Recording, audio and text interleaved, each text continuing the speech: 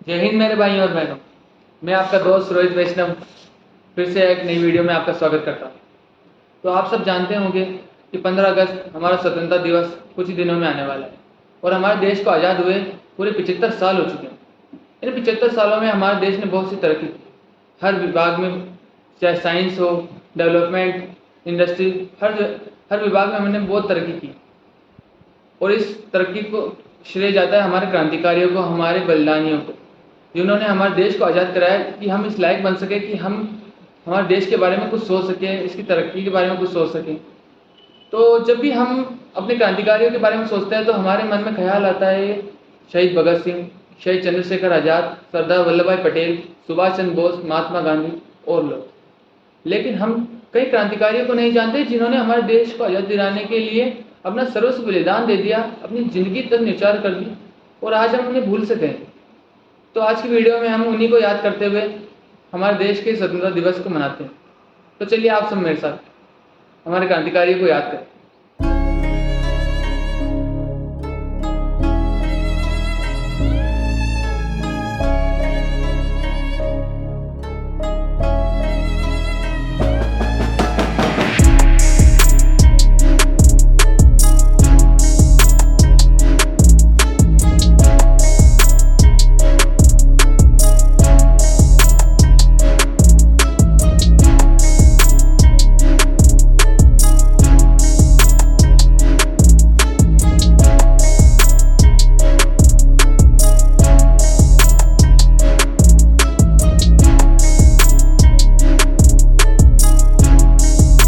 तो भाइयों, सबसे पहले क्रांतिकारी है शहीद खुदीराम बोस। जिस उम्र के अंदर हम आवारागर्दी करते हैं, अपने इस कीमती समय को व्यर्थ करते हैं, उस कम उम्र में, उस 18 साल की कम उम्र में शहीद खुदीराम बोस फांसी पर चढ़कर अमर हो गए थे।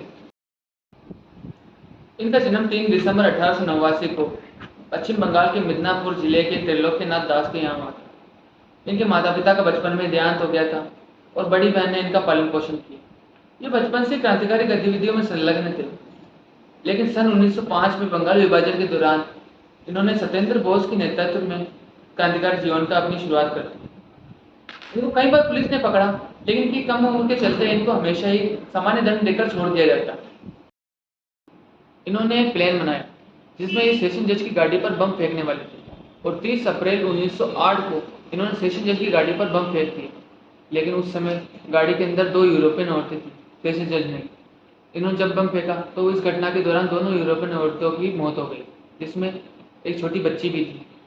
इस घटना का इन्हें बहुत अफसोस हुआ, लेकिन पुलिस वालों ने पकड़ लिया और उसके बाद 11 अगस्त 1908 को, जब इनकी उम्र सिर्फ 18 साल 8 महीने और 8 दिन थी, तब इन्हें फांसी दे दी गई। तो अब जिस क्रांतिकारी के बारे में हम बात करने जा रहे हैं उनका नाम है शहीद वासुदेव बलवंत फड़के।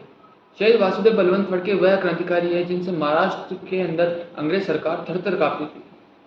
इनका जन्म 4 नवंबर 1845 को रायगढ़ जिले के शिवडोणे गांव में हुआ था और ये 1857 की क्रांति के बाद यही क्रांतिकारी थे जिन्होंने इस क्रांति की ज्योति को आगे बढ़ाया। इनके पिता चाहते थे कि ये दुकान पर बैठे और अपने घर का काम संभाले, लेकिन इनके मन में तो देश को आज़ाद कराने का संकल्प था। तो फिर ये घर छोड़कर मुंबई आ गए और मुंबई में के पास जंगल के अंदर इन्होंने ज्योतिबा फुले और लोकमान्य तिलक के साथ रहकर लोगों को तलवार चलाना, हथियार चलाना आदि सब सिखाने का प्रण लिया और वह सिखाते थे। ये उस समय किसी अंग्रेज अफसर के यहाँ कार्य करते थे और वहीं इन्हें पता चला कि इनकी माँ की तबीयत बहुत खराब है और ये छुट्टी लेकर वहाँ घर जाना चाहते थे, लेकिन अंग्रेज अफसर ने मना कर दिया। लेकिन ये फिर भी अपने घर चले गए। तो देर से पहुँचने के कारण इनकी माँ की देहांत हो चुका था। माँ के मरने पर इन्हें बहुत दुख हुआ, लेकिन इनको गुस्सा आया उस अंग्रेज अफसर पर जिन्होंने इन्हें छुट्टी देने से इनकार कर दिया और इन्हें क्रांतिकारी गतिविधियों में पूरा संलग्न होने का कार्य इसी घटना ने किया। इसके बाद ये पूरा तरीके से क्रांतिकारी बन चुके थे और देश को आज़ाद कराने के लिए आगे बढ़े। पूरे महाराष्ट्र में इनका प्रभाव था। इन पर 50,000 रुपये का इनाम रखा गया था ब्रिटिश सरकार के द्वारा। 20 जुलाई 1889 को जब ये अपनी बीमारी की हालत में किसी मंदिर में सो रहे थे, तब अंग्रेज सरकार ने इन्हें धोखेवश पकड़ लिया और इनको अंडमान भेज दिया गया, जहां पर इन्हें काला पानी की सजा हो गई। फिर 17 फरवरी 1883 को इनकी बीमारी की हालत में इनकी देहांत हो गई। आज के आधुनिक युग में जहाँ बेटी बचाओ के लोग नारे लगा रहे हैं, उस समय जब ब्रिटिश शासक हमारे देश पर अधिकार कर रखे थे, तब हमारी बेटियों ने भी इस देश को आज़ाद कराने के लिए अपना बढ़ चढ़कर योगदान दिया था। जी हम बात कर रहे हैं उन्हीं की, डॉक्टर लक्ष्मी सहगल। डॉक्टर लक्ष्मी सहगल सुभाष चंद्र बोस के साथ आज़ाद हिंद फौज में भी रही है और इनका जन्म 24 अक्टूबर 1914 में हुआ था। डॉक्टर लक्ष्मी सहगल को आज़ाद हिंद फौज के अंदर सुभाष चंद्र बोस ने अपनी महिला टुकड़ी का कैप्टन बनाया और इसके बाद 1946 में इनको अंग्रेजों ने गिरफ्तार भी कर लिया था, लेकिन ये छूट गए। उसके बाद ये डॉक्टर बन के लोगों की सेवा की और सन 2012 के अंदर इनका निधन हो गया। जी अब हम बात करें शहीद मातंगिनी हजारा। शहीद मातंगिनी हजारा वह महिला थी जिन्होंने अंग्रेजों की गोलियों का सामना किया। ये कट्टर गांधीवादी और असहयोग आंदोलन की समर्थक थी। भारत छोड़ो आंदोलन के समय इन्होंने 6000 समर्थकों, जिसमें अधिकतर महिलाएं थी, उनकी अगुवाई की और तमिल पुलिस स्टेशन के अधिग्रहण के समय जब ये पुलिस स्टेशन से गुजर रहे थे, तब पुलिस वालों ने इन पर गोलियां चलाई, जिसमें मातंगिनी हजारा की मृत्यु हो गई। जबकि ये मरते वक्त भी कह रही थी कि भीड़ पर गोली ना चले। ये थी मातंगिनी हजारा। अब हम उस क्रांतिकारी के बारे में बात करने जा रहे हैं जिन्होंने मौत स्वीकार कर ली, लेकिन अपने झंडे, अपने तिरंगे को नीचे नहीं गिरने दिया। जी हाँ, हम बात कर रहे हैं शहीद कुमारन की। इनका जन्म कोयंबटूर के पास किरपर गांव में हुआ। ये बचपन से ही क्रांतिकारी विचारधारा के थे। 1932 में ये मोर्चा निकाल रहे थे, जिनमें ये और इनके साथी किसी पुलिस स्टेशन के पास से गुजरे थे। तब पुलिस वालों ने देखा कुमारन आगे हाथ में झंडा लेकर मोर्चे के आगे चल रहे हैं और इनके हाथ में झंडा था। तो झंडे को देखकर अंग्रेज सरकार भड़क गई, क्योंकि उस टाइम झंडे पर बैन लगा दिया गया था। तो कुमारन को देखकर अंग्रेज भड़क गए और कुमारन को पीटने लगे। सारी की सारी अंग्रेजों की टुकड़ी कुमारन को पीटने लगी और उसके हाथ से झंडा छीनने लगी। लेकिन शहीद कुमारन ने ना झंडे को गिरने दिया और ना ही उसे अंग्रेज सरकार को दिया और पिटते रहे, लेकिन झंडे को नहीं छोड़ा और पिटते पिटते कुमारन की मृत्यु हो गई। और इसी कारण कुमारन को कोड़े खाता कुमारन और राष्ट्रीय ध्वज रक्षक कुमारन कहने लगे।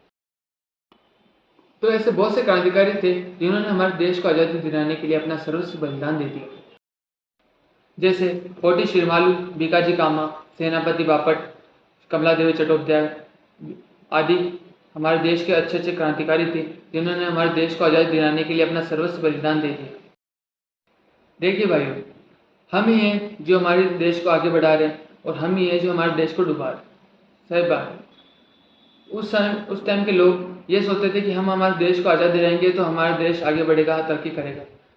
लेकिन आज हम ये सब चीज़ें नहीं सोचते। हमारे देश में भ्रष्टाचार है, महंगाई, गरीबी सब है और ये हमारे थ्रू है, क्योंकि हम अच्छे नेता नहीं चुनते। अच्छे नेता नहीं चुनते तो वो हमारे देश को वैसे चला रहे जैसे अंग्रेज चलाते थे, सिर्फ लूटते हैं, खाते हैं और अपना घर अपनी झोली भरते हैं। लेकिन हमें हमारे देश के बच्चों को तो यह बताना चाहिए कि हमारे देश में कितने अच्छे अच्छे क्रांतिकारी थे जिन्होंने हमारे देश को आज़ादी दिलाने में अपना सर्वस्व बलिदान दे दिया, अपनी जिंदगी न्यौछावर कर दी।